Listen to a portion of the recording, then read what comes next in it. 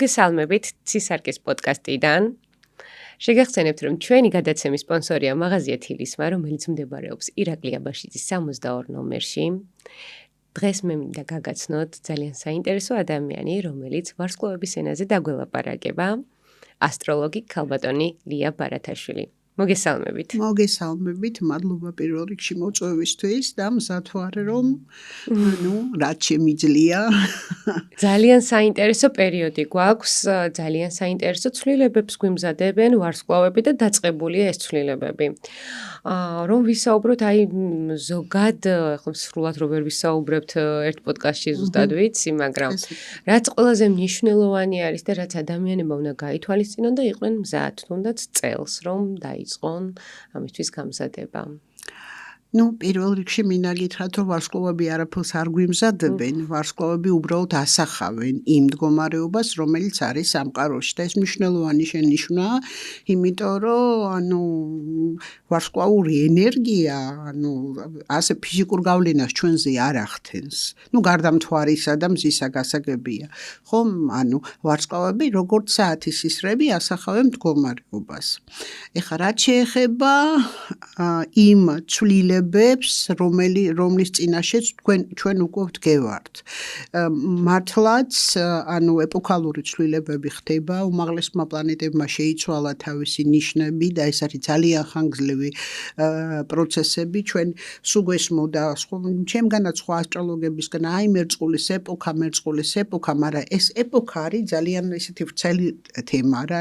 2000 წელზე მეტი გრძელდება ეს ეპოქა, მაგრამ იმ ეპოქის შემოსვლისას ხო დგება რაღაც პერიოდი, როცა შეგვიძლია ვთქვათ, რომ ხო ნამდვილად ეს არის ეპოქალური ცვლილებები. ეხლა ზუსტად ამ პერიოდში ვართ და ხდება გადალაგება ყველაფრის, სხვა სტილზე იქნება საერთოდ ყველაფერი. ჯერ ცოტა შოკში ვართ ჩვენ ყველანი, იმიტომ რომ ხედავთ ყველა, ვინც მენტალურად ვერ აფასებს ამას, ინტუიციურად გრძნობს ამას, რომ ხო ყველაფერი ძალიან სერიოზულად იცვლება, მართლობა იცვლება, სტილი იცვლება, ზოგადად ყველაფრის სტილი იცვლება, პროფესიები იცვლება, ძალიან ბევრი რაღაცა იცვლება. ხო, რა თქმა უნდა, ადამიანებისთვის ზოგადად, რომელიც შეჩვეულები არიან გარკვეულ სტილზე ცხოვრების, ეს ცოტა შოკია, დამიჯერეთ.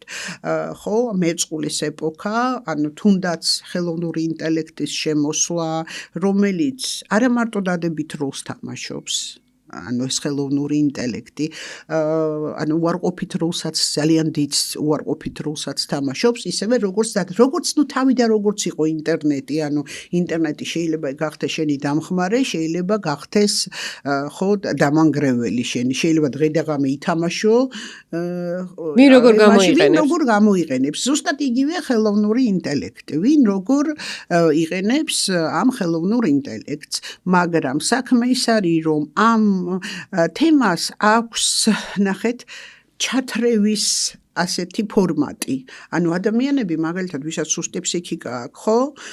ეს ადამიანები იმ ადამიანებზე ძალიან ცუდად მოქმედებს. ეს ხელოვნური ინტელექტი ეს ერთი ნაწილია ამ ეპოქალური ცვლილებების.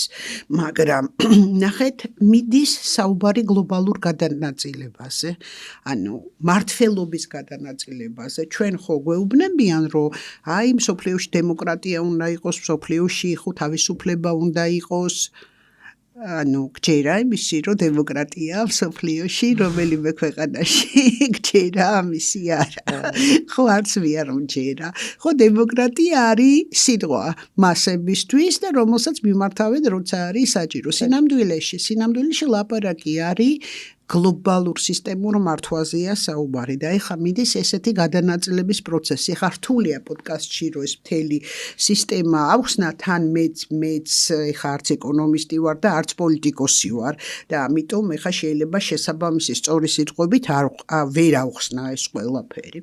ხო, ამიტომ მზად უნდა ვიყოთ, ნახეთ, ამისთვის უნდა ვიყოთ მზად, ამისთვის თაობები, ახალი თაობები უნდა მოვიდეს გადავიდეს, რომ ისინი ადაპტირებულები იყვნენ ან ეპოქის მიმართ, ძველ თაობებს გაუჭირდებათ ამ ეპოქაში ცხოვრება, ანუ ცალკეული ადამიანები თუ აუღებენ ამას ალღოს, ძალიან გაუჭირდებათ. რაც შეეხება ახლა წლევანდელ პერიოდს, ახლა მეც ჩემ გადაცემებში უკვე ამაზე ვისაუბრე არაერთხელ სატურნის მთელი ეს პერიოდი, როცა სატურნი 2 წელიწად-ნახევარი მიდიოდა თევზებში, ანუ თითქოს და იყო ისეთი პერიოდი, თითქოს რაღაცას ასრულებდა, იმიტომ რომ იყო ციკლის ბოლო, რაღაცას ასრულებდა.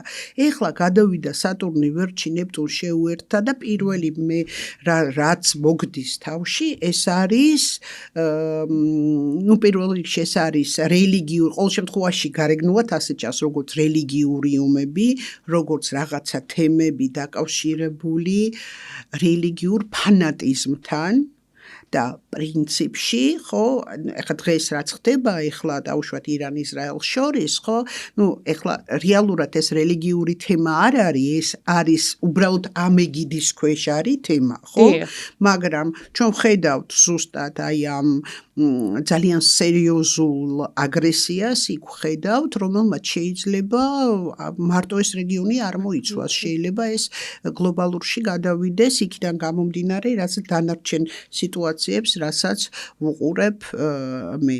ამიტომ პერიოდი არის ძალიან რთული. ანუ ეს ხო არ არის უბრალოდ ისრაელსა და ირანს შორის ომი, თუნდაც რელიგიური იყოს, თუნდაც არარელიგიური, ხა ამას არ აქვს მნიშვნელობა. ხო, სხვა ქვეყნების ჩათრევას რა თქმა უნდა, ანუ ეკონომიური დარტყმა იქნება ყველა ქვეყანაზე, იქნება ეკონომიური დარტყმა.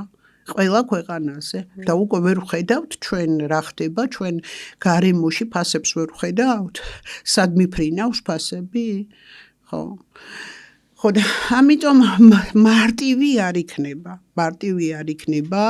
იცი რა არის აი ეს თევზებში რომ მიდიოდა სატურნი, იმდენად ჩამკვდარი იყო სიტუაცია, რომ ყველა ველოდებოდით რა, აი გარემოში ხა ვინც ასტროლოგიაში ერკვევა, ჩქარა გადავიდეს, გადავიდა, მაგრამ ნეგატიური დინამიკით, იმიტომ რომ იქაც ნეპტუნის შეერთება იყო და ნეგატიური დინამიკით გადავიდა ეს სატურნი ვერტში. პერიოდი რთულია. ეხა საქართველოს პირდაპირ ამ წელს არ ამგონია რომ შეეხოს, იქითაც წელს უფრო დაძაბული ასპექტები აქვს და ეხა ამაზე ვერ ვისაუბრობ, იმიტომ რომ ბოლომდე ანალიზი არ მაქვს გაკეთებული იქითა წლის, მაგრამ ირიბად მაინც გვეხება.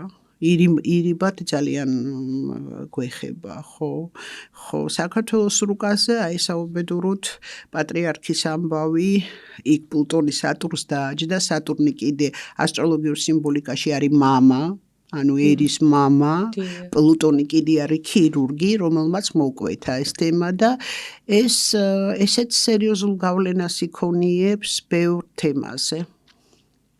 ცვლილებები იქნება. ძალიან საინტერესოა, ასევე ძალიან ხშირად აინტერესებთ ხოლმე მაგალითად ადამიანებს, რომ თუ ასტროლოგიურად აქვთ თქვათ იქ ფინანსური წარმატების პერიოდები ან თვითონ ნიშნები ამოსდით, მაგრამ არ აქვთ რეალურად წარმატება. ვარსკვლავები მეუბნებიან არ მაქვს. აქ რას გვეუბნებიან? ანუ საკუთარი შრომის ჩადება სჭირდებათ რამეში? აქ ეხა რეცეპტი არ არის, მომისმინე. აქ რეცეპტი არ არის, რომ ანუ ასე უნდა იყოს თუ ისე უნდა იყოს. ანუ უბრალოდ აგიხსნი ერთ რაღაცას. აი მაგალითად ძალიან ხშირად, აი იუპიტერი არის წარმატების სიმბოლო პლანეტა. და ძალიან ხშირად აი მე ჩემ სტუდენტებისგან ისეც ადამიანებისგან მესმის აი იუპიტერი მე-10 სახლში მყავს, რატო არა მაქვს პროფესიული წარმატება. მაგრამ აქ ასე პირდაპირ ცფივად არ ხდება რა ეს პროფესიული წარმატება. ანუ როდესაც იუპიტერი იყო ქვემოთ, როცა იყო ქვემოთ მე-4 სახლში, მე-5-ში, მე-6-ში, მე-7-ში, ანუ 12 წლიანი ციკლი აქვს. რა გააკეთე მაშინ იუპიტერისთვის? პური აჭამე იმ იუპიტერს? ანუ რამე კვება მიეცი საერთოდ? რამე ისწავლე? რამე ჩადე მაგაში? ხო თუ იჯექი და ელოდებოდი მე-10 სახლში როდისავა იუპიტერი. ასე არ მუშაობს ეს თემა. ეს პლანეტები კი არ გაძლევენ წარმატება-წარუმატებლობას. პლანეტები გაჩვენებენ რა უნდა გააკეთო, იმიტომ რომ პლანეტა გავლენას არ ახდენს, ეს ხო არ არის ჯადოქარი მოვიდა და ისა მოგიტანა რაღაცა, ხო?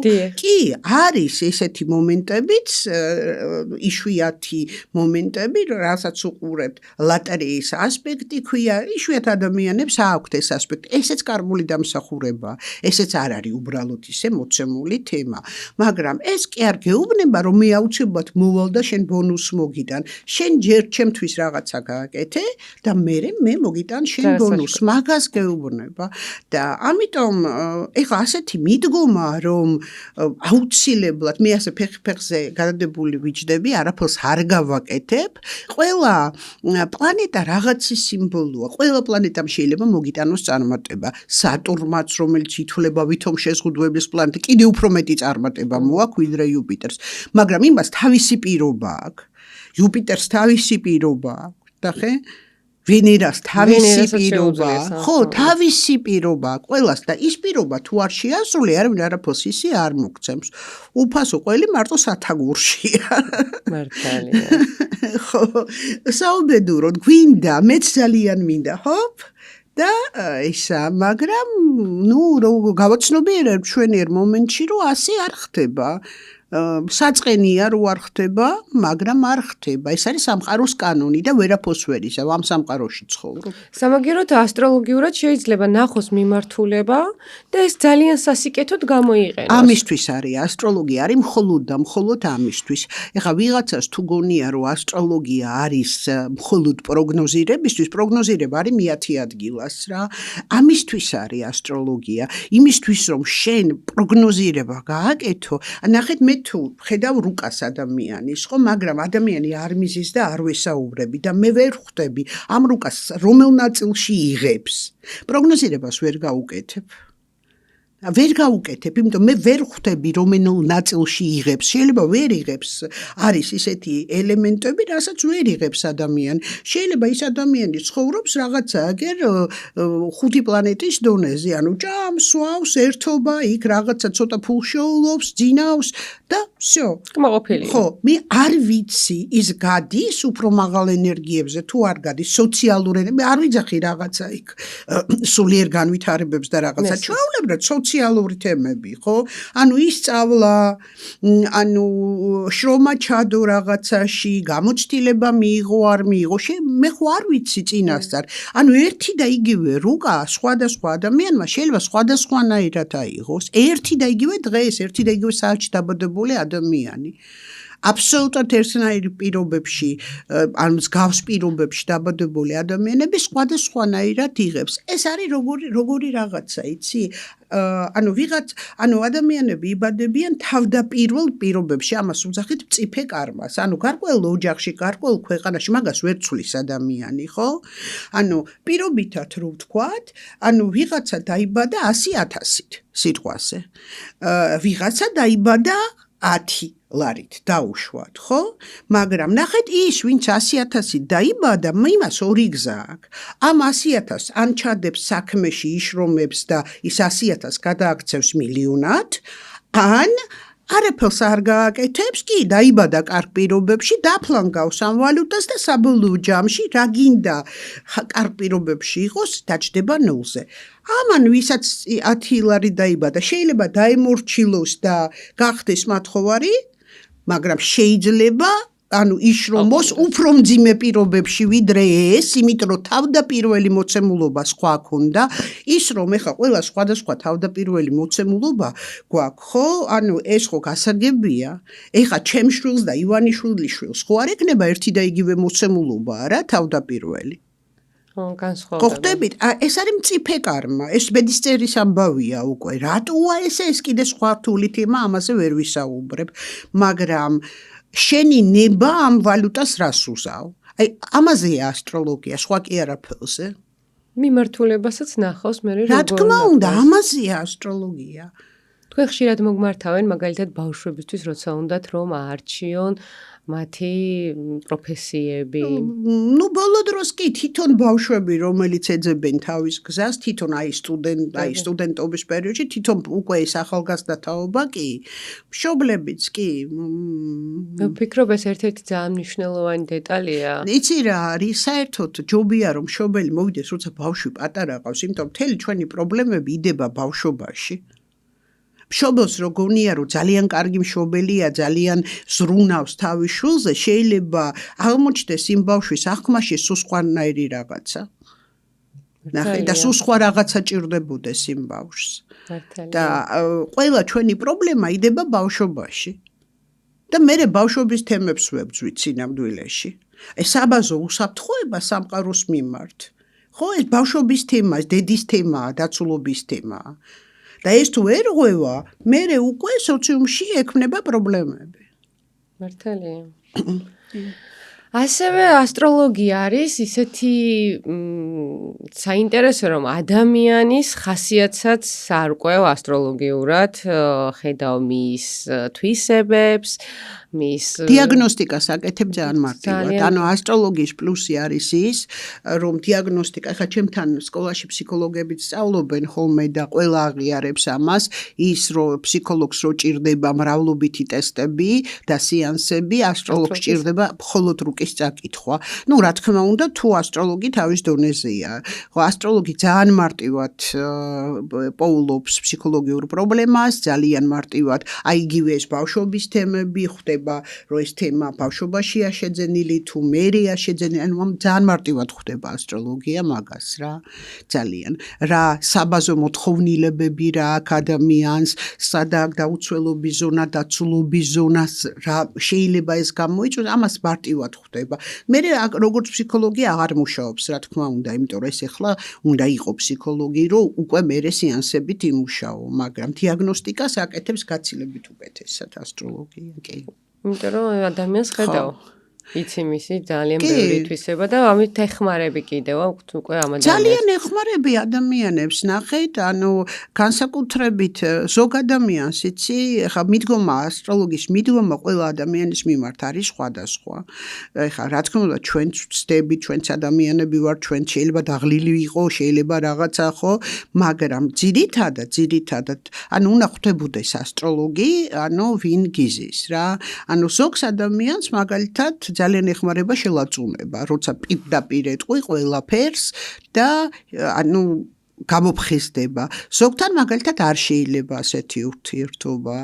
ნახე, ნუ და მაგრამ საბოლოო ჯამში რაც არ უნდა გითხრას ასტროლოგმა, საბოლოო ჯამში ის რჩევები შენ უნდა განახორციელო. აზრი არ აქვს ისეთ კონსულტაციას თუ მე ხო რაღაც რჩევები მოგეცი და შენ გახვედი იმ რა ქვია ხო კონსულტაციის და არაფერი არ გააკეთე. აზრი არ აქვს.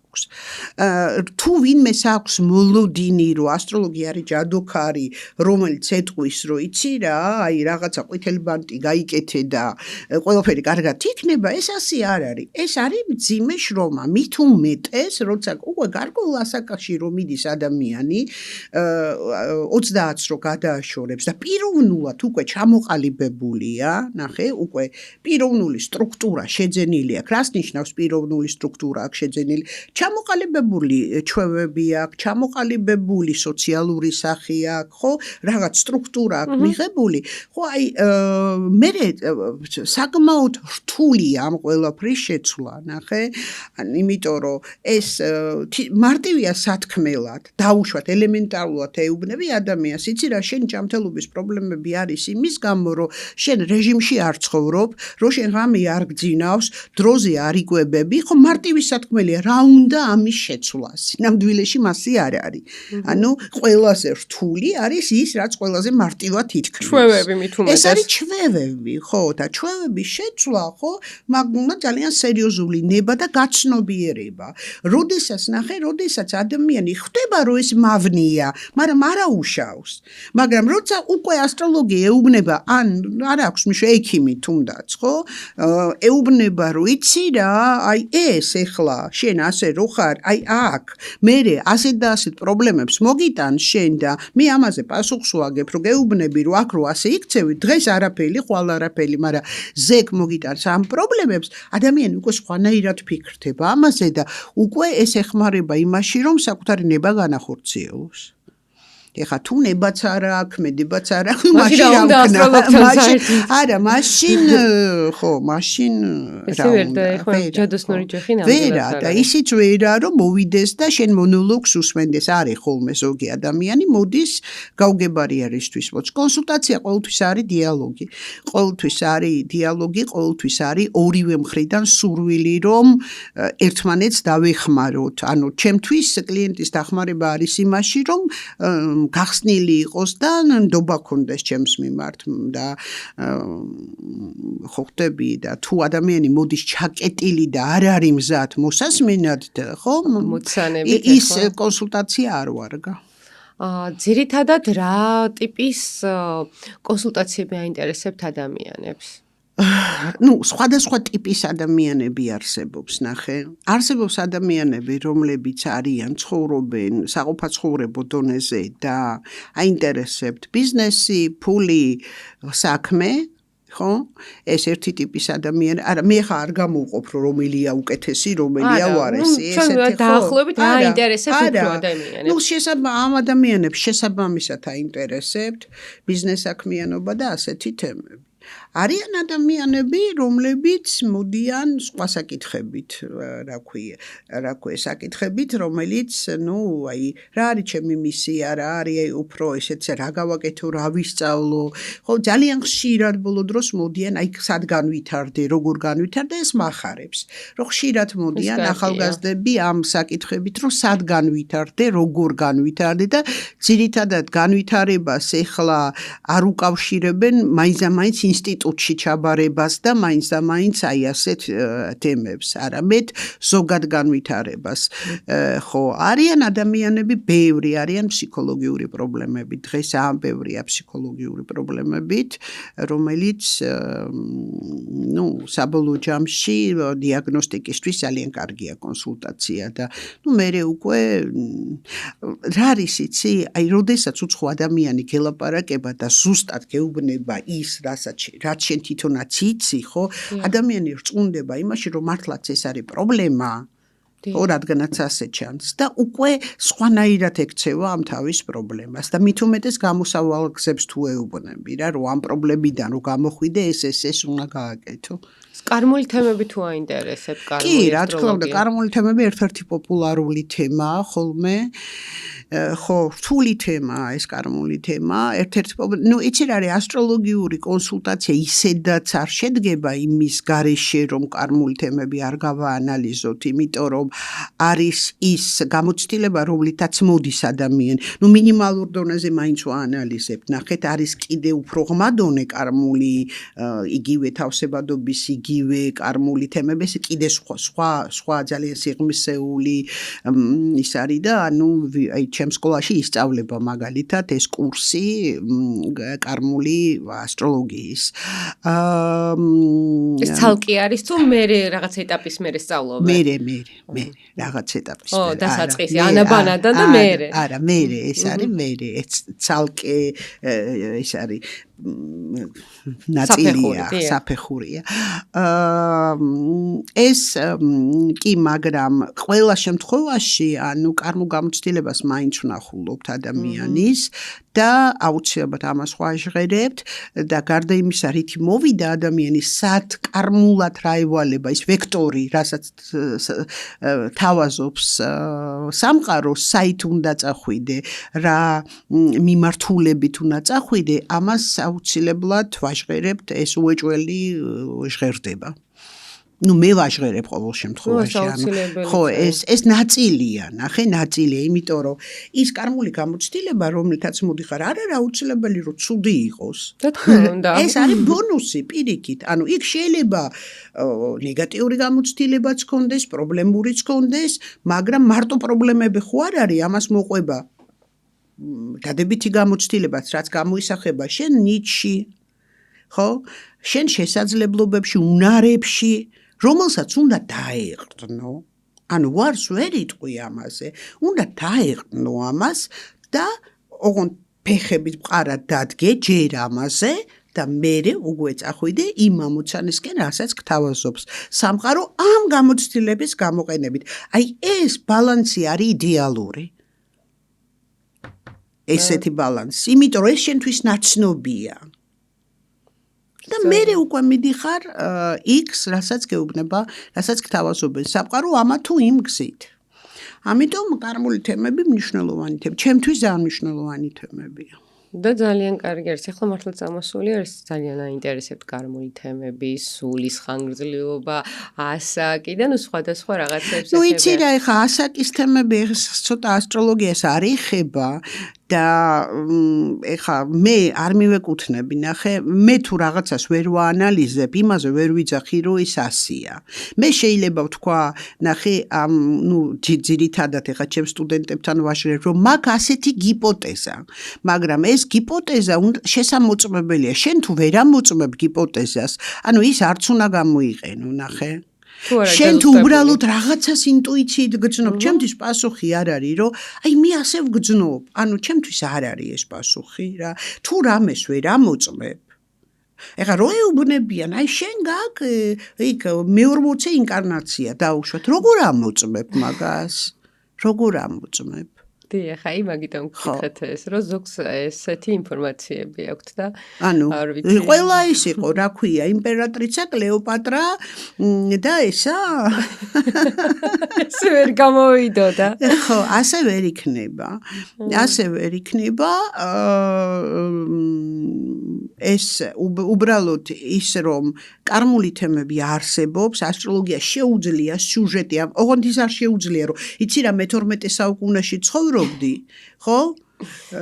და აი ასე დონეზე არ შეუძლია. ის პოტენციის კალათი, რა კალათითაც მოხვედი, იმ კალათს ძალიან კარგად აღწერს ასტროლოგია. ანუ რა გამოცდილებები გამოყვა. პლუსით, მინუსით, ორივე. არ მარტო პლუსი არ არსებობს, მარტო რა თქმა უნდა, ბალანსი ხო უნდა იყოს. რა თქმა უნდა, ჭტილი ყველაფერს აქვს. ამიტომ, როცა ვლაპარაკობთ კარგს, იქვე უნდა ვთქვათ ხო, ჭტილი. აი ზუსტად მანდ არის, მაგალითად ლილიტის თემა. შავი მთვარე. გაფეტიშებულია ეს ლილიტი. დიახ და აი რაღაცა ხალხი არის შეშინებული, რაღაცა ძალიან ტყვილა. ეს რო კარგად ავუხსნათ ჩვენს მაყურებელს, რომ რა არის ეს შავი მთვარე ლილიტი, რა როლს ასრულებს ადამიანში, რომელი მხარეა მისი და ამის მე მგონი კარგად გამოყენება შეიძლება. რეალურად არის ჭტილი, იმიტომ რომ ლილიტი არის მთვარის ორბიტის ელემენტი, რომელსაც სხეული არ აქვს. ნახე? ამიტომ ლილიტის დაყენება წინ მზეზე, მთვარეზე და რაღაცებზე არ შეიძლება. ლილიტს ყველა რუკაში არ აქვს ასეთი კრიტიკული გავლენა. მხოლოდ იმ შემთხვევაშია კრიტიკული გავლენა ლილიტს, როდესაც რაღაცას ან უერთდება, ან ოპოზიციას აკეთებს, ანუ განსაკუთრებით როცა უერთდება, როცა სხეულს იძენს. ეხლა რა არის ლილიტი? ლილიტი ყოველთვის ცუდი არ არის. ლილიტი არის მაგნიტის წერტილი, რატო ქვია ცთუნების წერტილი, რომ აი ცთუნება მე მაგალითად ცუდი უნდა მინდოდეს ცთუნების დროს. ანუ რა არის ცთუნება? რაღაცა ძალიან მინდა, რაღაცას ვეწეპები ძალიან. ეს მიწეპება შეიძლება პლუს ნიშნითაც იყოს. სხვა შემთხვევაში ძალიან მაგარი პროფესიონალები ძალიან ბევრ სფეროში არ გვეყოლებოდა. ნახე, ანუ როცა რაღაცა ძალიან გიყვარს, ვნებას განიცდი, ხო? აი დავუშვათ ასტროლოგია მიყვარს, ან რა ვიცი, მათემატიკა არ აქვს მნიშვნელობა. ეს ერთი მხარე აქვს ლილიტის, ხო? მეორე მხარე არის ლილიტის, რომ ამ რაღაც თემებს ამახინჯებს. ეს მხარეც აქვს, ორივე მხარე აქვს ლილიტის. მე არ ვიცი რომ ლილიტი კარგია, ნახე, მაგრამ ლილიტი არის ცთუნება, მაგრამ ეს ცთუნება შეიძლება კარგი შედეგიც გამოიღოს, ხო? მე მაგალითად ერთი გოგო მოვიდა, ჟურნალისტი. ინტერვიუ ჩამომართვა და როგორც ყოველთვის მე რუკა უნახე და არც ერთი მაჩვენებელი არ ქონდა ჟურნალისტიკის რუკაში, გარდა ლილიტის ტყუპებისა. როცა გავგიჟდი, არც და მე ჯერ არაფერ მე ვკითხე უბრალოდ, გიყვარ ჟურნალისტიკა მეთქი და ვგიჟდებიო, ბავშვობიდან ვგიჟდები ჟურნალისტიკაზეო. არც ერთი მაჩვენებელი ჟურნალისტის არ ქონდა. მარტო ლილიტი ტყუპებში. ლილიტმა იმუშავა კარგად. გადასარევად.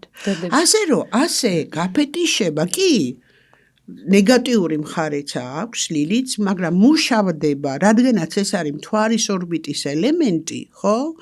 ანუ ამის დამუშავება შეიძლება, დრო უნდა, დაკავება უნდა ამით, მაგრამ ამის დამუშავება შეიძლება.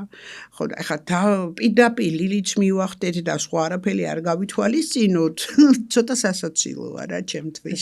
სხვა ბომბერაზი პლანეტები არის. ნებისმიერ ელემენტს აქვს და აი იუპიტერი ხო ითვლება სუპერ წარმატების პლანეტა, ხო, სინამდვილეში იუპიტერი ეს არის ზღაპარი, რომ იუპიტერი მარტო წარმატება მოაქვს.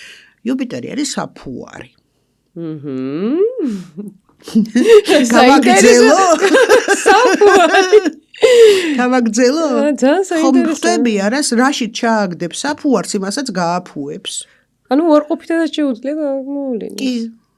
აი, მინ როგორ დაამუშავებს თავის პირად. ხო, ზუსტად ეს არის და ამაში ხა მე ხო ერთ წელი არა ვარ არა პრაქტიკაში. ეს მე აი პრაქტიკიდან ხედავ როგორ აფუებს იუპიტერი ის რაც არ არის გასაფუებელი. საინტერესო. მივხვდი ხო? არის კიდევ მეორე მხარე, როდესაც უყურებენ სელენა თეთრი მთვარე თქვა. მე სელენას ერთად ვერ ხვდები რა არის მართალი გითხრა არ ვიყენებ, იმიტომ რომ მარტო მე ვიცი ხუთი სხვადასხვა ეფემერიდები არის ცხრილები, პლანეტარული ცხრილები. ხუთი სხვადასხვა მდგომარეობა ვიცი ამ სელენასი, ანუ ხუთი სხვადასხვა ცხრილი არსებობს. როცა ასტროლოგებს ვეკითხები, ადამიანებს, რომელიც ასტროლოგიით არიან დაკავშირებული, ამიხსენი რა არის სელენა? მეუბნები, აუ თეთრი ძალები, არა, მეუბნები, თეთრი ძალები კი არა, რა არის, რა ობიექტია, ლილიტი ხო ვიცით რა ობიექტია, ორბიტის წერტილია, სელენა რა ობიექტია, ასტეროიდია, ხო, ორბიტის წერტილია, მათემატიკური წერტილია, რა არის სელენა? კაცი შვილმა არ იცის რა არის, იციან რომ თეთრი ძალებია, ოღონდ რა არის არ იციან. საიდან არის ეს შემოტანილი ასტროლოგიაში? მე არ ვიცი, მართალი გითხრა, არ ვიცი, ასტროლოგიაში ზოგი რაღაცები არის ისე შემოგდებული, რომ არც რაშია ეცე საქმე მე-20 საუკუნეში ასტროლოგია რომ დაბრუნდა, ხო ზოგადად როგორც სისტემა ცოდნის, ანუ დაბრუნდა ძალიან ანუ თავის ფესვებს მოწყვეტილი. ანუ ეს ძველი წიგნები ბევრი იყო დაკარგული რაღაცა, უკვე 21 საუკუნეში უკვე ბევრი ძველი წიგნები გადაითარგმნა, რაღაცა უფრო სისტემაში მოვიდა ცოდნა, მაგრამ მე-20 საუკუნეში, ხო, აი მე როცა დავიწყე ასტროლოგიის სწავლა, ხო აი დაახლოებით მაგ პერიოდში ასტროლოგები რატო რას იძახდნენ, ანუ ხო ხვდები ჯერ დალაგებული არ იყო რა ჯერ სისტემა, პტოლემეც არ იყო გადმოთარგმნილი ჯერ მაშინ და ეხლა უკვე ნელ-ნელა უფრო სისტემურად ლაგდება, დრო უნდა ყველაფერს, იმიტომ რომ ბევრი საუკუნე ასტროლოგია როგორც ერთი სისტემური ცოდნა არ იყო, ხო ეკლესია გძალავდა და ანუ მე 1718 საუკუნეში ბოლო უნივერსიტეტში ისწავლებოდა სამედიცინო ფაკულტეტში ესპანეთში და ბოლო ფაკულტეტი მაშინ დაიხურა და იმის მერე როგორც ერთიანი ცოდნა აღარ არსებობდა და არსებობდა მერე განვითარდა ეს ყვითელი ასტროლოგია, იმიტომ რომ ადამიანებს აინტერესებდათ,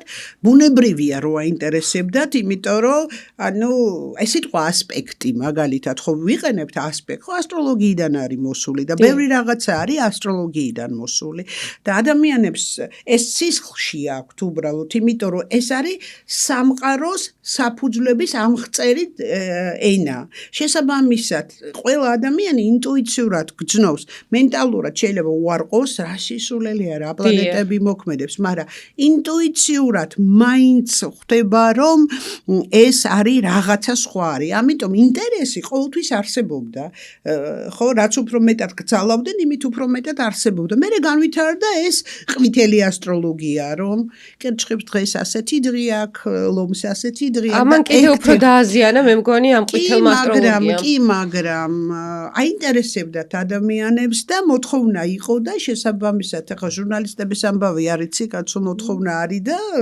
მიაწოდონ ინფორმაცია. აკრძალული იყო და ამიტომ ხო და უკვე მე ხა მე-20 საუკუნეში უკვე ისევ დაბრუნდა და ოღონდ დაბრუნდა უსაფუძვლოდ. ხო, დაბრუნდა ძალიან ისე რა და ეხლა ნელ-ნელა ლაგდება, არა უშავს ეს დალაგდება რაღაცები არის. ეს უზარმაზარი ცოდნაა, ეს არავის არ ეგონოს, რომ მთელი ასტროლოგიური ცოდნა დღეს გახსნილია ჩვენთვის. მე მაგალითად 30 წელი ასტროლოგიაში ვარ პრაქტიკულად და 30 წელი კვლევა არ შემიწყვეტია და ეს არის წვეთი. და ნელ-ნელა საუკუნეების ხო გავაწლები, აწლეულები გავა და ნელ-ნელა ეს უფრო და უფრო ადამიანები შეისწავლიან ამას, იმიტომ რომ სხვა ინფორმაცია. დიდი ინფორმაცია, ოღონდ სწორად გამოყენება და სწორი ცოდნაც საჭიროა. ხო, იცი რაშია საქმე, იგივე თემა, როგორც ყველა პროფესიაში. თუ გინდა გახდე კაი პროფესიონალი, უნდა ძალიან დიდი დრო და შრომა დახარჯო ამაზე. ხო, უნდა იყო ლილიტი რატოა კარგი? ამ ამბავში არის კარგი, გაჯაჭვებს რაღაცაზე, გაქიშებს, ეს გინდა ძალიან. ნახე და თუ შენ რაღაცა იქ წავიკითხე, რაღაცა იქ ვისწავლე, ხო, გასაგებია ყველაფერი. გასართობად ვერ ისწავლი. არ გამოდის ზოგს თავისთავად ესეთი ჭკვიანი გონია, რომ რაღაცას წაიკითხავენ ინტერნეტში, ხო? ხო, გასაგებია ტექსტი, გასაგებია ეხლა მთვარე ეს არის და ამზე ეს არის, გასაგებია ეს, მაგრამ ეს არ არის ასტროლოგია, იმის თქმა მინდა რა. ასტროლოგია არის კვლევა. და შენ უნდა მიუძღვნა შენი თავი იმას, რომ განვითარდე ასტროლოგიაში. უნდა მიუძღვნა, როგორც ნებისმიერ რაღაცაში. რაღაც კონკრეტულ ნიშანზე იტყვიან ხოლმე, რომ წელს მაგალითად ამ ნიშნისთვის, რადგან ის ბუმბერაზი რაღაცა რომელიღაცა პლანეტა არის აქა და აქ, ექნებათ ესეთი და ესეთი პერიოდი, მაგრამ ესეც ხო ესე არ არის. ეხლა მე მყავდა იუპიტერი მზეზე. ეხლა და ორჯერ გაიარა, ეხლა იქ რეტროვდებოდა და ვითომ ხო ყველაზე კაი პერიოდი უნდა მქონოდა ცხოვრებაში, იმიტომ რომ ეს სუპერ გადაკვეთა, ხო, თეორიულად რო ავიღოთ. ხო, მაგრამ სხვა ელემენტები ისეთი იყო და ამაზე საზღარი პერიოდი, რა ვიცი მე, ბოლოს როდის მქონდა. ფსიქოლოგიურად და ყველანაირად. არაფერი არ მომიტანა, იმიტომ რომ სხვა ელემენტები ისეთი იყო, რომ იმან ჩამაგდო. ეს არ არის ისეთი გავლენიანი ეს იუპიტერი რა. არ არის და ამიტომ ასეთი ლაპარაკი არ შეიძლება. მე გულგაცრუება მოდის, რომ ასტროლოგია არ მუშაობს. ელოდებოდა ის ნიშანი მთელი წელი და არ მოხდა ის ისე თქვა. ხო და ეს არ არის ასე და ნახე მე ზუსტად ვიცი რატო არ მომიტანა იუპიტერმა არაფერი, ზუსტად ვიცი. იმიტომ რომ სხვა რაღაცა მისე ჩამithრია, რომ ეს იუპიტერი საერთოდ მივაგდე და არაფერი არ გავაკეთე მისთვის. და აღარ მოვიდა საჩუქრით. აღარ მოვიდა. ვერ გავაკეთე, იმიტომ რომ სხვა მდგომარეობა მქონდა ისეთი, რომ ვერ გავაკეთე. ისე ადამიანებისთვის რა რეგულაციით არის საჭირო? მაგალითად ვიღაცას უნდა რომ მუდმივად თავის რადგან ბიზნესი კონდეს აყვავებული, სწორად მიყვეს რაღაცა საქმეს, შეცდომები არ დაუშვას. რა პერიოდულობა სჭირდებათ მათ? თუ ბიზნესმენებზე ვლაპარაკობ, იმას მუდმივად უნდა ყავდეს ასტროლოგი, ეს სხვა თემაა. როგორც ხო, სამეფო კარზე იყო, იმიტომ რომ იქ კადრების შერჩევა იმას მუდმივად, ეს საერთოდ სხვა თემაა. ეხლა მე არ ვიცი, მე არ მქონია ასეთი გამოცდილება, რომ ვიღაცასთან მუდმივად ვიმუშაო, მაგრამ ეხლა მე ბევრი მეგობრები მყავს სხვადასხვა ქვეყნებში და იქ არის. ხო, იქ არის, როცა მუდმივად, როცა ბიზნესზეა ლაპარაკი, კადრების შერჩევაზეა ლაპარაკი, თავსებადობებზეა, ბიზნეს თავსებადობებზეა ლაპარაკი, ეს ხო. ჩვეულებრივ ადამიანებს, რომელსაც ეხლა ძალიან დიდად არ აქვთ თქვათ და რაღაც თავის საქმითაც კმაყოფილები არიან, მაგრამ უნდათ რომ სტაბილური ქონდეთ პირადი ურთიერთობები, ოჯახი, იცი რა რეცეპტი აქ არა. ეხლა რეცეპტი წელიწადში ერთხელ როგორც ესე არ ეყოფა? არა, მაგაზე წელიწადში ერთხელ ეხლა მე მყავს მუდმივად ეხლა ბევრი ადამიანი, ვისთანაც წელიწადში ერთხელ ვაკეთებთ პროგნოზს, კი. რაღაც ის უკვე ვიცი მე ის ადამიანი და წელიწადში ერთხელ ვაკეთებთ პროგნოზს.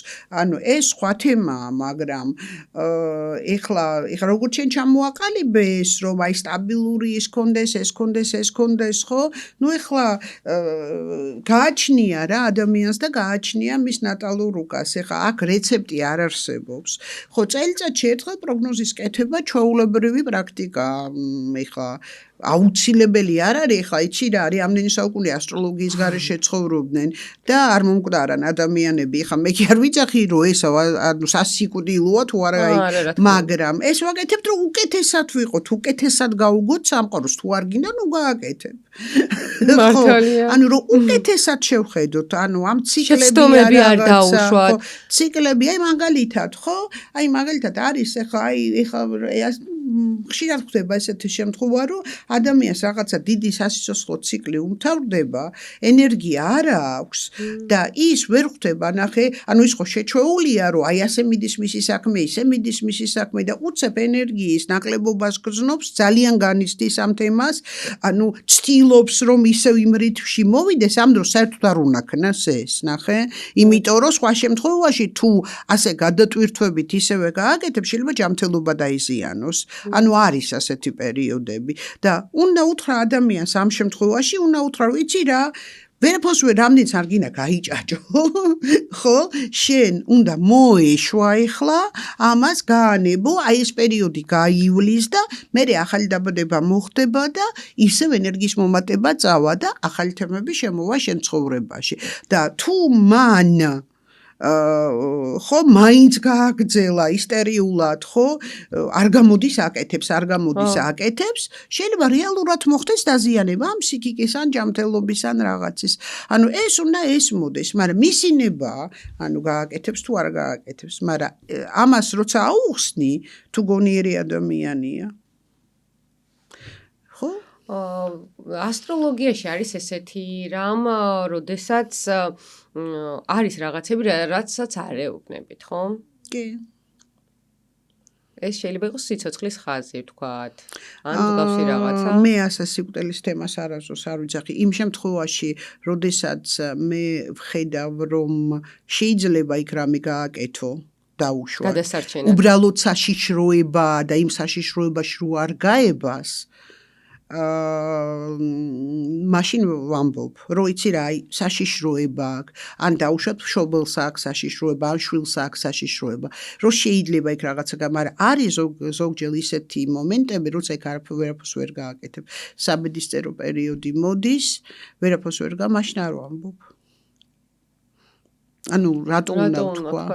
რატო უნდა ვთქვა? მართალია, სრულიად მართალია. ამას არასდროს არ ვამბობ. ბავშვების ასტროლოგია. აი, ბავშვთა ასტროლოგია, ესე ძალიან საინტერესო არის, იმიტომ რომ სანამ ჩამოყალიბდება და რაღაც გარკვეულ ასაკთან მივა ბავშვი, ჩვენ უნდა შევუწყოთ ხელი მის განვითარებას, ხასიათს ის კიდევ არ ავლენს ისე როგორც შემდეგ გარდატეხის ასაკს რო ეძახიან, ზუსტად 12 წლიდანაც იწყება და 15 ზოგთან 14 წლის ასაკში მოდის. აი, ბავშვთა ასტროლოგია ძალიან საინტერესოა, მე ვფიქრობ, იმიტომ რომ ამით ჩვენ ვიგებთ ინფორმაციას ჩვენს შვილებზე წინსწრებით, რომ მათ ხელი შევუწყოთ. კი, ეს საინტერესო თემა ბავშვისთვის მთავარია იქ აი ყველაზე მთავარი რაც არის ბავშვისთვის, ხო? ანუ იქ სოციალური, იქ უმაღლესი პლანეტები არაფერი არ მუშაობს იქ პატარა ბავშვზე. მზავარია მზედამთვარე. ანუ მზედამთვარე სხვანაირად რო ვთქვათ, ეს არის დედა და მამა. ხო, რომლებიც უყალიბებენ და სატურნი და მთვარე. აი სამი რაღაცა საჭირო, რომელიც ანუ სულ პატარა ასაკში მზედამთვარე, უკვე ცოტა დიდ ასაკში, როცა ვიღაცამ კანონი სტრუქტურა უნდა აჩვენოს, სატურნი და მთვარე. ეს არის ყველაზე მთავარი. აი ეს სამი რაღაცა, ანუ არა. უფრო უფრო ადრე, სატურნი უფრო ადრე, იმიტომ რომ 18 წლამდე თუ არის სწავლა არც ის 12 ვთქვი. 12 არა. ხო, ნუ 12 მე უკვე ნორმალური იყო გონებაში ისე იხსნებიან. ანუ ეხა 7 წლამდე ეხა მაგალითად ბავშვს ხო ეხა ხო ხტები 7 წლამდე არა. 7 წლამდე ძალიან მნიშვნელოვანია მთვარის თემა.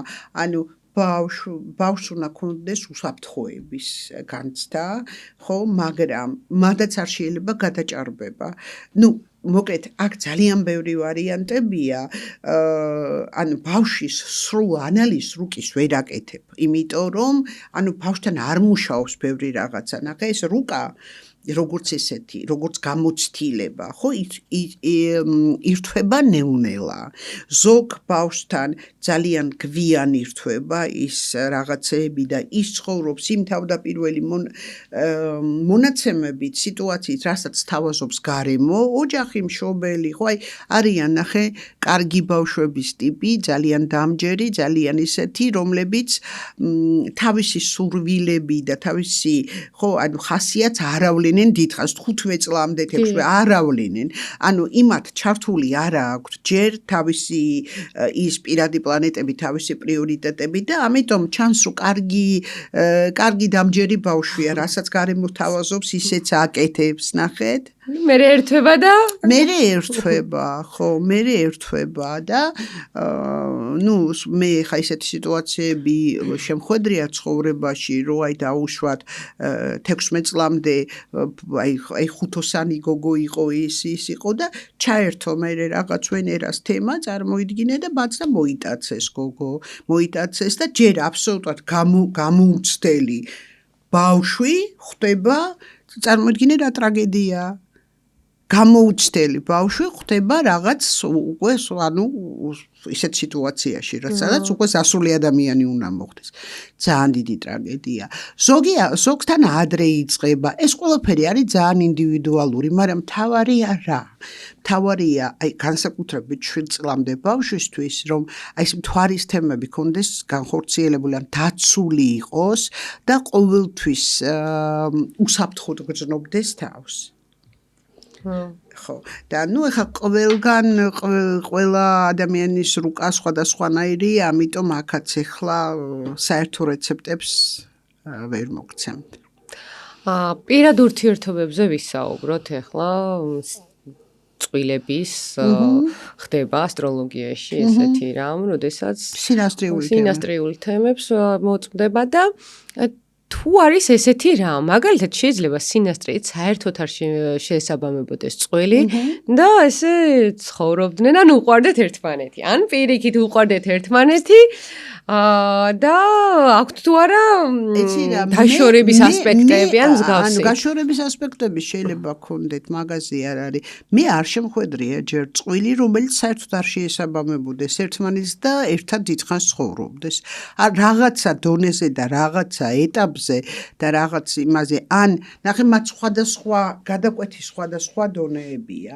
ანუ პიროვნული დონეა გადაკვეთის, როცა ორი პერსონა კარგად არის ერთმანეთთან, მაშინ იმისთვის რომ ეს განსაზღვროთ ორივეს დაბადების საათი უნდა ვიცოდეთ, ხო?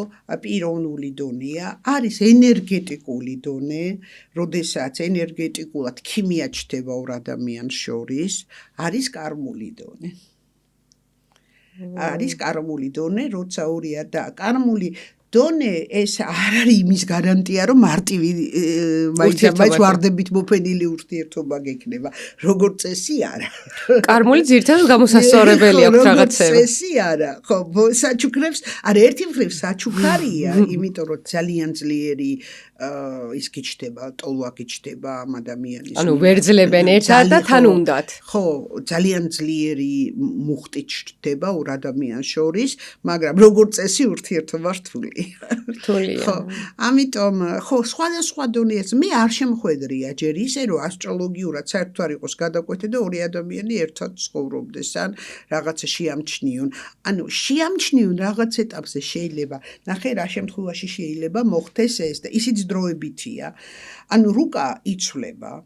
ანუ რუკა იცვლება, დინამიკა, ანუ ეს ძირითადი არის ბაზა, ასე რომ ვთქვათ, ნატალური რუკა. მერე ხდება დინამიკა. აი დავუშვათ, ხო, ვენერა სიტყვაზე მყავს ქალწულში, სიტყვაზე და რამდენიღაც წლის გავხდი და ვენერა გადავიდა სასწორში. და უკვე მე შეიძლება ამ ვენერა სასწორით მოვიზიდო შესაბამისი პარტნიორი, მაგრამ ის ხო წავა იმ სასწორიდან, ხო?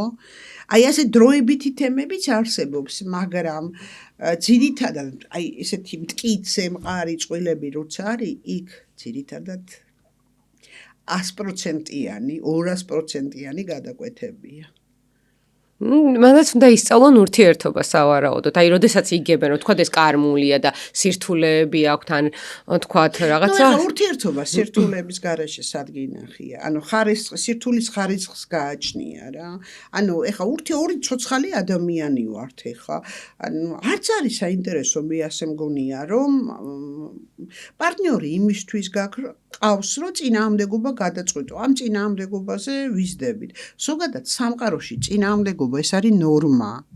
ეს არ არის გამონაკლისი, ეს არის ნორმა, იმიტომ რომ სამყაროს კანონია ასეთი, დუალიზმის კანონია ასეთი, რომ წინააღმდეგობა თუ არ არის, ხო? ცივილიზაცია, ომი თუ არ არის, ცივილიზაცია ვერ ვითარდება, ხო? იგივე ადამიანში. წინააღმდეგობა თუ არ არის, ვერ ვითარდები და ეს კანონია ამ სამყაროსი. პარტნიორი იმისთვის არის, რომ ის წინააღმდეგობა, პარტნიორი არის ვიზავი შენი. ის წინააღმდეგობა, რომელიც არის, უნდა გადაწყდეს, ამაში ისდები. ამაზე სწავლობ ბევრ რაღაცებს. ამისთვის არის პარტნიორი. იმისთვის კი არა, რომ შენ მარტო სიამოვნება მიიღო. რა თქმა უნდა. რომ ახალი რაღაცები შეისწავლონ, ისწავლონ და რა თქმა ამით უნდა, იცხოვრონ. გაითვალისწინო პარტნიორი ამ შემთხვევაში, შენი მით უმეტეს პირადი პარტნიორი, ნებისმიერი პარტნიორი არის ნებისმიერი ადამიანი, ვისთანაც პირადი ურთიერთობა გაქვს. არ არის აუცილებელი მარტო სექსუალური პარტნიორი იყოს, ხო? ანუ პარტნიორი ამ შემთხვევაში ეს არის ჩათვალე, რომ ანუ სამყარომ გამოგიგზავნა, ხო, სამყარო თვითონ ხო ვერ გეტყვის მესიჯს ხო ვერ გამოგიგზავნის, არა, შესაბამის ადამიანებს მიმოდიან შენთან და ანუ შენ იმ ადამიანებს ისე უნდა შეხედო, რომ ეს არის ხო სამყაროს ნაწილი და შენ იმ ადამიანთან კი არ წყვეტავ ამ პრობლემას, ანუ შენ ურთიერთობა სამყაროსთან წყვეტავ. ნუ მე ასე უყურებ ყოველ შემთხვევაში. შეიძლება ადამიანს კონდეს დაზიანებული პირადი ურთიერთობების თემა და არის თუ არა მოგვარებადი. ზოგჯერ მოგვარებადია, ზოგჯერ არა. ზოგჯერ მარტოობა უნდა გაიაროს ადამიანმა. ყოველთვის არ არის მოგვარებადი. ესაც ჩაანჩვეუბროთ რუკით და შეუძლია. ანუ ზოგჯერ ურთიერთობებზე არის ხშირად რომ აი ეს კითხვები აქვს, რომ აი მუდმივად რაღაცა ერთ წრეზე ტრიალი რო უწევთ ხოლმე პირად ურთიერთობებში.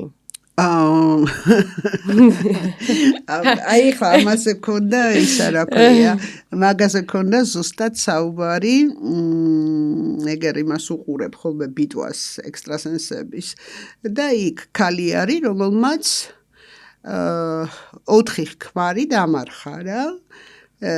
მეტი ყავდა მე მგონი, მაგრამ 4 დამარხა და ეხლა აღმოჩნდა რომ მე-5 ურთიერთობაშია და მოვიდა ამ ბიტვაზე რომ ექსტრასენსება აშკარად მოლოდინში რომ შენ გაქვს წყევლა, შენ გაქვს ისა, შენ გაქვს ისა. ხრები უკდება. და მე აღმოჩნდა პირველი ქმარი სულ ახალგაზრდა ბიჭი მოკლეს 1 წელიწადში გათხოვდა. ეხლა ბოლო ქმარი დამარხა 6 თვის წინ. უკვე მე-5 ურთიერთობაშია. გეხვეწები რა, რომელი წყევლა, რომელმა წყევლამ უნდა მაიძულოს, რომ 6 თვეში დავმარხო ქმარი და 6 თვეში გავთხოვდე, მითხარი. მაგრამ წყევლა, იმიტომ რომ შენ ხო არა ხარ და მე ხო არ დამნაშავე. წყევლა და ხო ხდებია რა. ნუ კარგი რა. ეხლა შენ თუ ქსიამოვნებს ამის კეთება, ახალგაზრდა 4 სურათი იყო, ახალგაზრდა ბიჭის სურათი იყო. ახალგაზრდა ქმარი მოგიკლეს და 1 წელიწადში თხოვდები. აგენ 6 თვეში ხო გეხვეწები. და მე იძახი რომ დაწყევლილი ვარო.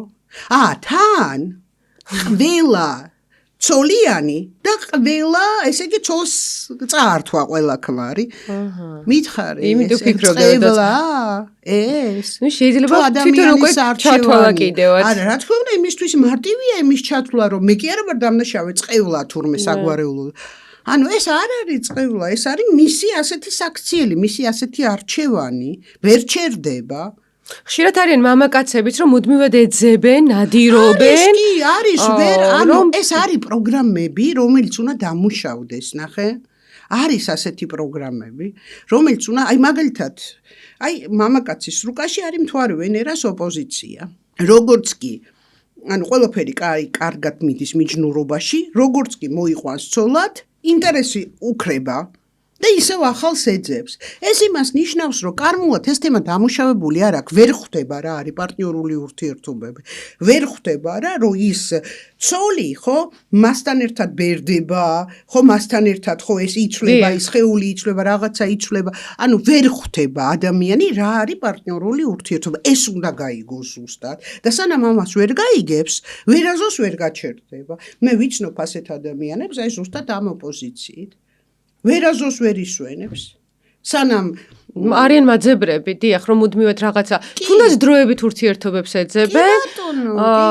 და ეს ამით ხომ კიდევ აი ჩვენს ასტროლოგიურ რუკაში, როდესაც არ ვაკეთებთ სწორ ნაბიჯებს, არ ვდგავთ, სხვა რაღაცებზე ხომ მოქმედებს. ანუ საბოლოო ჯამში გადაიხდის მაგაშიც, ხო? მაგაშიც გადაიხდის არასდროს. კი, რა თქმა და რაღაცას ართმევს.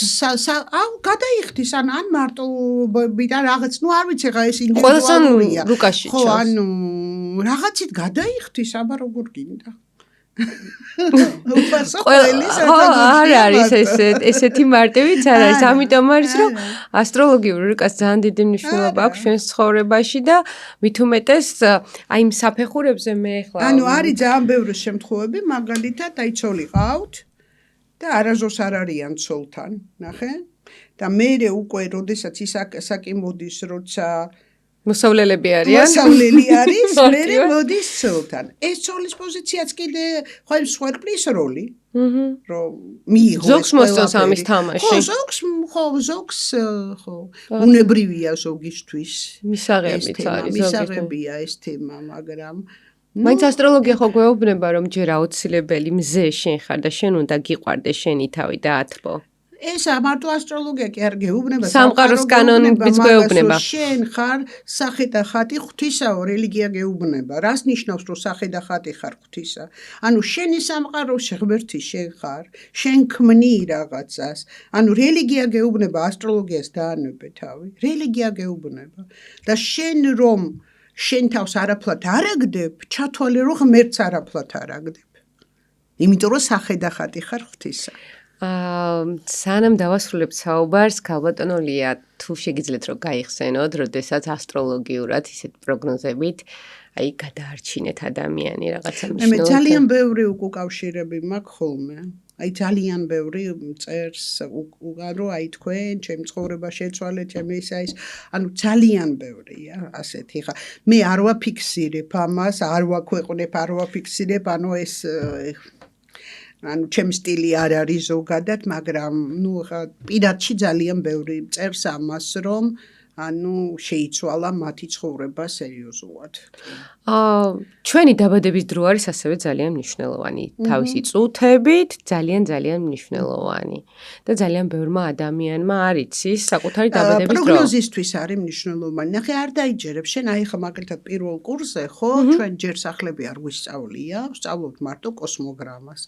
და უბრალოდ უნდა მოусმინოს სტუდენტებს, როგორი გაუცებულები არიან, რომ კოსმოგრამის დონეზე, ანუ დროის გარეშე, ხო, რამდენი ინფორმაციის ამოღება შეგვიძლია. ანუ პროგნოზირებისთვის გვჭირდება სახლები, იმიტომ რომ ეს არის სახლი არის უშუალოდ სიტუაცია. ანუ შენი ფსიქოლოგიური პორტრეტი, შენი ხასიათი, ხო, შენი კომპლექსები, შიშები, რაღაცა დროის გარეშე შეიძლება ამოღო. ნუ დრო კიდე დამატებით ინფორმაციას მოგცემს, მაგრამ ძალიან დიდი ფენა ინფორმაციის შეიძლება ამოიღოს. პროგნოზს ვერ გააკეთებ. ხო, პროგნოზს ვერ გააკეთებ. პროგნოზს ვერ გააკეთებ სახლების. სიზუსტე გჭირდება. ხო, ვერ გააკეთებ. პროგნოზს, ანუ შეიძლება პლანეტებითაც რაღაცა გააკეთო, მაგრამ ასე ნუ პროგნოზს ვერ გააკეთებ რთული. საათის გასწორება შესაძლებელია. შესაძლებელია, კი. ნუ დიდი სამუშაო გააჩნია ეხლა 24 საათში ძალიან რთულია, მაგრამ ისიც შესაძლებელია. ბევრი დრო უნდა, ბევრი შრომა უნდა. ბევრი კითხვები არის, რომელზეც პასუხი უნდა გაეცეს. 24 საათში საერთოდ ერთხელ ორჯერ სამჯერ უნდა ბევრჯერ უნდა შეხვდე ადამიანს, იმიტომ რომ უნდა გაიცნო ის ადამიანი კარგად. რომ დროც სწორად დასვა.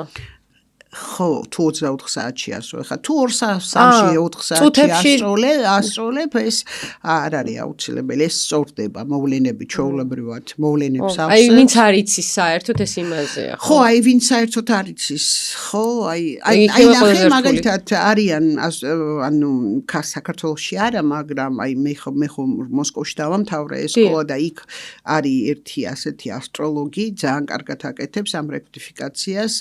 ისრაიტელია გვარად ხო და ეს ძალიან მომწონს როგორ აკეთებს რექტიფიკაციას. აი ის აკეთებს ჩვეულებრივად ცნობილი ადამიანების, ანუ ბიოგრაფიას კითხულობს, ხო და თუ მოვლენებია ცნობილი იმ ადამიანის თარიღებით, ხო ის ანუ აკეთებს ამ რექტიფიკაციას, ხო ნიჭი აქვს ასეთი ამ რექტიფიკაციის ნიჭი, ძალიან საინტერესოა. ხო, ანუ თუ ბიოგრაფიით შეიძლება შესაბამისად შეიძლება, მაგრამ ბევრი დრო უნდა ამას და როგორც წესი, ხო არ ვკიდებთ ახლა 24 საათში, ხო არ ვკიდებთ ხელს, იმიტომ არ გაწყვეტ. ხო, ბევრი დრო უნდა ძალიან. ეხლა მე ბევრჯერ გამისწორებია 24 საათში, მაგრამ მე თვითონ მაინტერესებდა მაშინ. ეს გასწორება ძალიან ისეთი სასწაული მოვლენები ქონდა ადამიანს და დამაინტერესა მე თვითონ, აი ყველა 2 თუ 3 შემთხვევა იყო, როცა სასწაული ვიქნა, იქ ძმის თვითმკვლელობა, იქ დედის თვითმკვლელობა, რაღაც ასეთი მოვლენები ქონდა, დავინტერესდი. ხო, მაგრამ სხვა შემთხვევაში კითხვა მაქვს კიდევ ერთი ტყუპ ბავშვებთან დაკავშირებით. ძალიან საინტერესოა მათი რუგებიც, იმიტომ რომ ძალიან გავს და 2 სხვადასხვა ადამიანია რეალურად. ნუ ძალიან გავს. მე ვარ თვითონ ტყუპი ბავშვების და არა გავს ერთმანეთს, ანუ ფსიქოლოგიური პორტრეტი ძალიან ხშირად მსგავსია, მაგრამ რეალიზაცია ხდება სხვადასხვანაირად. ნახე, იმიტომ რომ ის ბავშვები იგივე წუთზე ხო არ იბადებიან, ანუ 15-20 წუთი ყოველთვის არის განსხვავება. ხო? აი მაგალითად ძალიან მარტივი მაგალითს მოვიდა ლეხ კაჩინსკი რო იყო, ხო? რო დაიღუპა, ხო, თვითფრინავში, ანუ მის მაგასაც ყუპი ძმა ყავდა, 15 წუთი იყო განსხვავება. ლეხ კაჩინსკის ქონდა ეს არსებობს რაღაც ფორმულები, ნახე, ანუ ქონდა საავიაციო კატასტროფის ფორმულა და მის ძმას აღარ აქვს ესეთი ფორმულა და განხორციელდა ეს ფორმულა, ნახე, ანუ ძირითადად ეხა ტყუპებისთვის ფსიქოლოგიური პორტრეტი მეცაც გეტყვი, ანუ ერთ დღეს დაბადებული ადამიანებისთვის რაღაცა ნაწილობრივ ფსიქოლოგია ემთხვევა. მაგრამ რეალიზაცია ხდება სხვადასხვანაირად. აღზრდა წრე ხო, მაგრამ ტყუპი ბავშვები ერთად იზრდებიან, გასაგებია, მაგრამ მაინც აი ეს რასაც ფორმულებს უძახით, რეალიზაციის ფორმულებს იქ განსხვავებულია. ეხლა ეს ბევრი მქონდა ასეთი შემთხვევები, როდესაც იმიტომ რომ მე თვითონ მაინტერესებდა ეს თემა და შევისწავლე. თორე ხასიათით არ გევხარ ხასიათით შენ ჩემი შვილები არიან ტყუპები.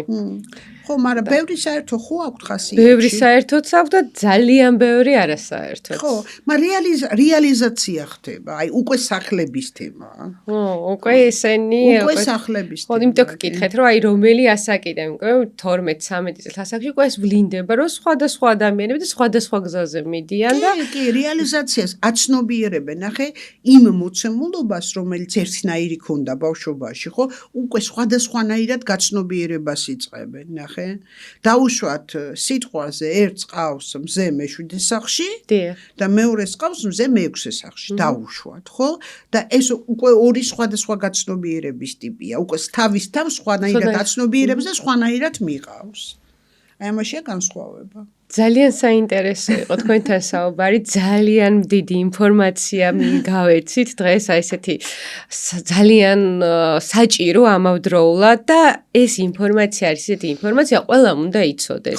როგორ აუცილებლად, რომ ეს როგორ გამოიყენონ, რანაირად და ზუსტად ისე შეასრულონ თავისი ჩანაფიქრები და გამოიყენონ ასტროლოგიას სწორად. მე მგონია ნახე, დღევანდელ აი დაწყებული 90-იანებიდან უკვე ესეთი ბავშვები იბადებიან, რომელსაც ნიჭი აქვთ ხოლმე ასტროლოგიაში ბევრი რა, მაგრამ რატომღაც ამ ნიჭის რეალიზაციას ვერ ახდენენ. ანუ მე ურჩევ ყველას, რომ თავისთვის მაინც ისწავლონ, არ დაიზარონ ის რესურსი, რაც ჩასადებია და თავისთვის მაინც ისწავლონ ასტროლოგია. ეს არის ძალიან კარგი ინსტრუმენტი, რომელიც დაეხმარებათ, რომ სწორედ გადადგან ნაბიჯი. ყოველ წუთში ასტროლოგთან ვერ ირბენ რა.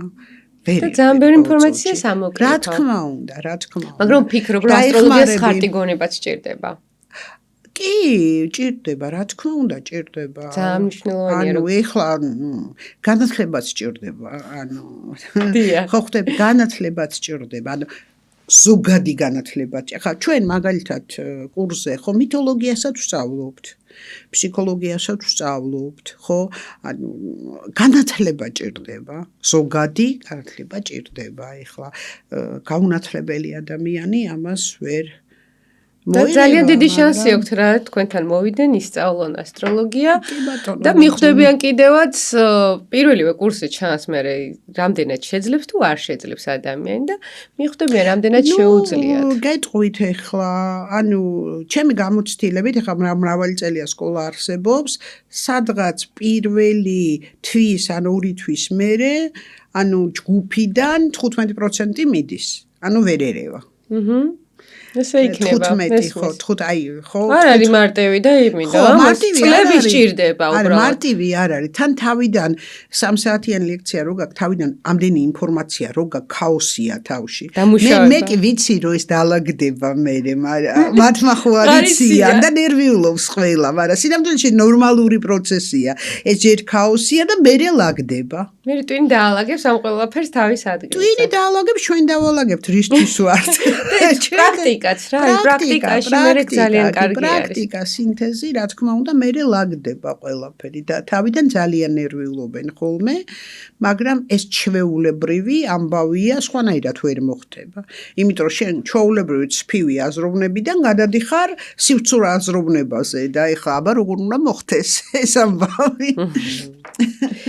მოკლედ თქვენთვის მე საჩუქარი მაქვს, მაღაზია თილისმამ გამოგიგზავნათ საჩუქარი და ბედნიერი ასტროლოგიური წელი დაწყებულიყოს.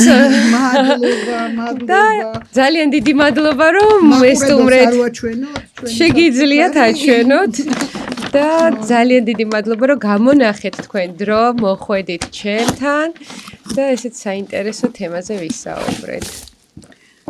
ეს არის წლის სიმბოლო ცხენი. მადლობა მაღაზია თილისმას ცხენი. დიდი მადლობა. კიდევ შიგნით საფულეც უნდა იყოს, რომელიც ფინანსური კეთილდღეობისთვის გამოგაიგება.